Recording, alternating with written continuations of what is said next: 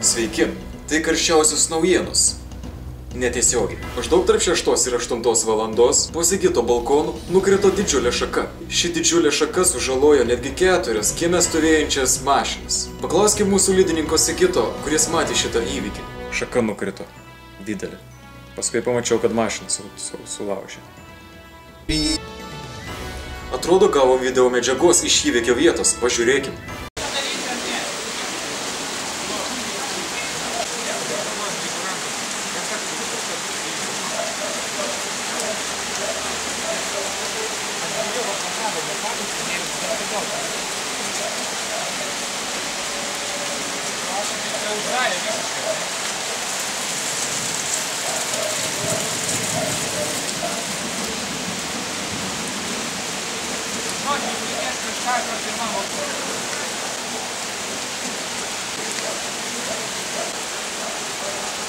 Taigi, su jumis netiesiogiai buvo Sigitas, tai nėra mikrofonas ir šio reportažo moralas yra toks, kad būkite atsargus, nes nežinai niekad kada gali nulūžt medžio didžiulė šaka ir užkrist tavo ant galvos ir ant tavo 4 mašinų.